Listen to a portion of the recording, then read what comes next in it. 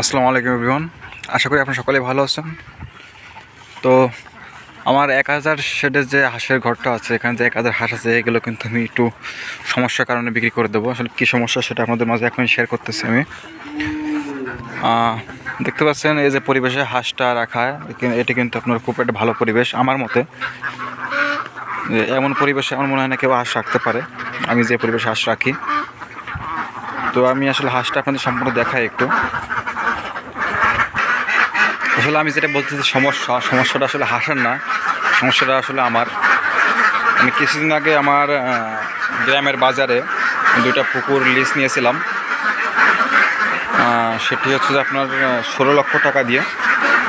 তো সেটা টাকা কিন্তু পেড করতে হবে, যার কারণে কিন্তু আমার হাতে এখন বাড়তি কোনো টাকা নাই, যার ফলে কিন্তু হাঁসটা এখন বিক্রি করে দিতে হচ্ছে।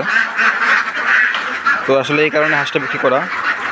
তো কালকে আমি একজন ফোন দিয়েছিলাম চুয়াডাঙ্গা জাকির সাহেবকে। তিনি আসলে হাঁসের ভিডিও দেখে আসলে দাম দিয়েছে আপনার 5400 টাকা আর কি, আপনার পার হাঁস 540 টাকা করে দাম দিয়েছে। তো আমি আসলে আর একটু বেশি দামের জন্য চেষ্টা করতেছি, আসলে পাই কিনা। তো যদি আপনারা 1-2 দিনের মধ্যে যদি হাঁসটা কিনতে চান, তাহলে প্লিজ একটু কমেন্ট করে জানাবেন। আমার ফোন নাম্বার দেওয়া থাকবে আপনার ডিসক্রিপশন বক্সে, সেখান থেকে যোগাযোগ করতে পারেন। দেখতে পাচ্ছেন আমি হাঁসে কিন্তু এখনও শীত কিন্তু একটু আসে পারে নাই। এখন কিন্তু আমি 65% প্রোডাকশন পাচ্ছি। তো শীত যখন ঘন হবে তখন কিন্তু আমি আশা করতেছি এদের আপনার 80% প্রোডাকশন আমি পাবো, 80 থেকে 85%। তাহলে আমি আসলে আপনাদের সম্পূর্ণ হাঁসটা ঘুরিয়ে দেখাই। আসলে হাঁসের কোনো সমস্যা না, সমস্যাটা আসলে আমার নিজেরই, কিছু আর্জেন্ট কিছু টাকার দরকার, যার কারণে কিন্তু 1000 যে হাঁসগুলো ছিল ওইগুলো আমি একটু বিক্রি করে দেবো। তো আমি হাঁসটা কোন পরিবেশে রাখি সেটা আপনাদের দেখাচ্ছি একটু।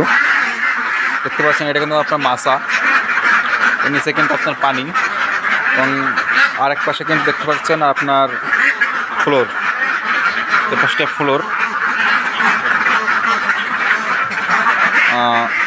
দেখতে পাচ্ছেন পরিবেশটা কত সুন্দর। তো আসলে হাঁসটা আমার রাখা আসলে আর হচ্ছে না, বিক্রি করে দিতে হবে। আসলে টাকা আর কোনো ম্যানেজ হয়নি।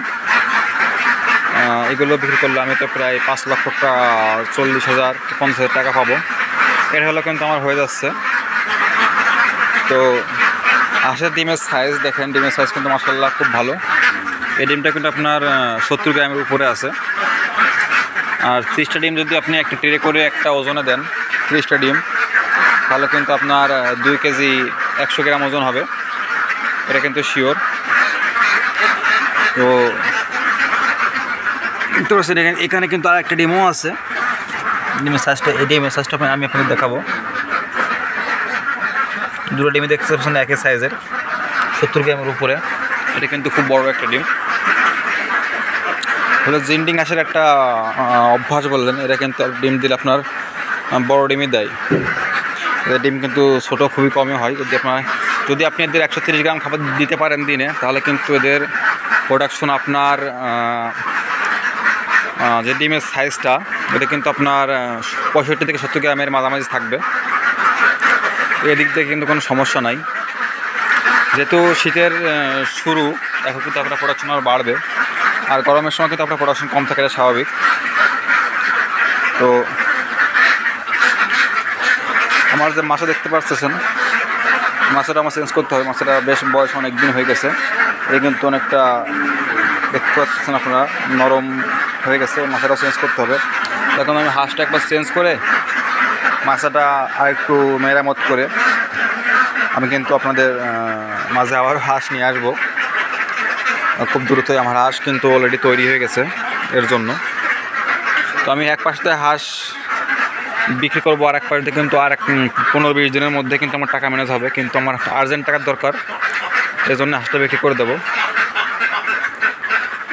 তো আমি কিন্তু আবার আপনার 1 মাসের মধ্যে আপনার আবারও হাঁস নিয়ে আসবো এই ফার্মে। তার আগে কিন্তু আমার মাছটা মেরামত করতে হবে। মাছটা নরম হয়ে গেছে, এবার থাকলে কিন্তু একটু ভেঙে যাওয়ার একটু আশঙ্কা আছে।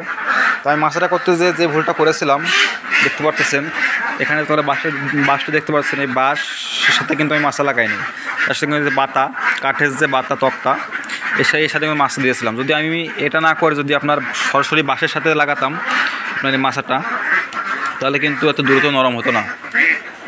আর মাছাটা আমি প্রতিদিন ধুয়ে দিই মোটর দিয়ে, যার কারণে কিন্তু বাঁশটা একটু নরম হয়ে থাকে। প্রতিদিন নরম হলে কিন্তু আপনার ভেঙে যাবে, বাঁশ নরম হবে, এটা কিন্তু স্বাভাবিক। তো আমি আসলে কিন্তু হাঁসের খাবারের কোনো ঘাটতি দিই না। সবসময় আমার খাবারের সম্পূর্ণ চাহিদা থাকে। আমি এদের 1000 হাঁসের প্রতিদিন 130 কেজি খাবার কনফার্ম করে রাখি। এর 20 দিন আর কমও দিন 130 কেজি খাবার, কমও দিন আর 20 দিন না। যার কারণে কিন্তু আমার প্রোডাকশন কিন্তু সবসময় একই লেভেলে থাকে।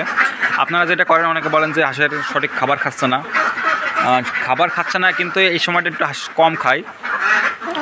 যখন আপনার হুট করে প্রোডাকশন বেড়ে যাবে তখন কিন্তু হাঁস কম খাবে।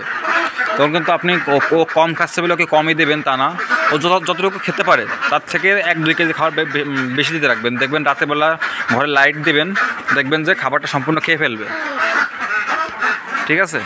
আপনারা ওকে করেন কি যে সন্ধ্যার সময় ঘরে লাইট দেন না, হাঁস কিন্তু অন্ধকারে খাবারটা খেতে পারে না। হাঁস ওই খাবারটা কখন খায়? যখন দিনের আলো ফোটে, ভোরবেলা যখন সূর্য উদয় হয় তার আগে কিন্তু দেখতেছেন যে ভোরবেলা যে আলো পায়, ওই আলো কিন্তু হাঁসটা খাবার খায়। তো ওর ফলে কিন্তু আবার কী হয়, যে ওই সময় যে খাবারটা খেলেও কিন্তু সকালে কিন্তু তার থেকে তাকে ও কিন্তু সকাল ভোরবেলাতে খাবারটা খেয়েছে, ওর ফলে কিন্তু আপনি সকালে যে খাবারটা দিবেন ওই খাবারটা কিন্তু কম খাবে। যার ফলে কিন্তু ওই খাবারটা কম খাবে, ওই খাবারটা খেতে খেতে দুপুরে যাবে এবং বিকালের সময় দেখবেন খাবারটা আরও কম খাচ্ছে। তো যদি ঘরে লাইট দেন তো ওই হাঁস কিন্তু রাতে 10টার মধ্যে খাবারটা খেয়ে ফেলবে এবং পরে কিন্তু ওর পেটে যে ডাইজেস্টিভের আপনার পাওয়ার ওটা বেড়ে যাবে। যার ফলে কিন্তু আপনার হাঁসের ক্ষুধাটা বাড়বে। ক্ষুধা বাড়লে হাঁস কিন্তু খাবার খাবে। অনেকে বলেন যে প্রিবায়োটিক, প্রোবায়োটিক, এনজাইম, অটোজাইম এও দিচ্ছি, কাজ হচ্ছে না। তো আসলে ভাই সব কিছু ওষুধ দিয়ে কাজ হয় না। আপনাকে কিছু জিনিস ফলো করতে হবে, তাহলে কিন্তু আপনি অটোমেটিক্যালি রেজাল্ট পাবেন।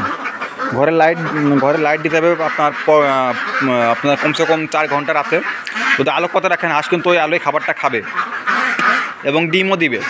হাঁস কিন্তু লাইট থেকে একটা হরমোন নেয়, ওই হরমোন থেকে কিন্তু ডিমের যে আপনার হ্যাসাবিলিটা এটা বাড়ে, ডিমের যে প্রোডাকশনটা, ডিমের যে কণাটা ওটা বাড়ে। তো হাঁস কিন্তু সবসময় আপনার একই রকম ডিম দিবে। তো যাদের খামারের সমস্যা তারা কিন্তু একটু লাইটিংয়ের ব্যবস্থা রাখবেন। আসলে হাঁসের খামারের লাইট কিন্তু অত্যন্ত গুরুত্বপূর্ণ একটি বিষয়, তো এদিকে আপনারা খেয়াল রাখবেন। তো আমি বাইরের থেকে আপনাদের হাঁসটা দেখাই।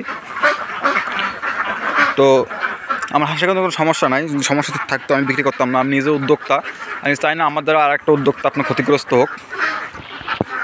তো হাঁসটা যদি কোনো সমস্যা থাকতো আমি কিন্তু পরিপূর্ণ ঠিক করে হাঁসটা বিক্রি করতাম। তো আমার হাঁসের কিন্তু কোনো সমস্যা নাই, আমার বিক্রি করতে হচ্ছে একটু সমস্যায় পড়ে, ব্যক্তিগত সমস্যায় পড়ে আর্জেন্ট টাকার প্রয়োজন, এই জন্য বিক্রি করতে হচ্ছে, নাহলে কিন্তু আমি হাঁসটা বিক্রি করতাম না।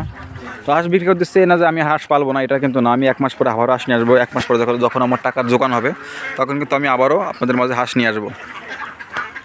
তো ভিডিওটা এই পর্যন্ত, আশা করি সবাই ভালো থাকবেন। আসসালামু আলাইকুম।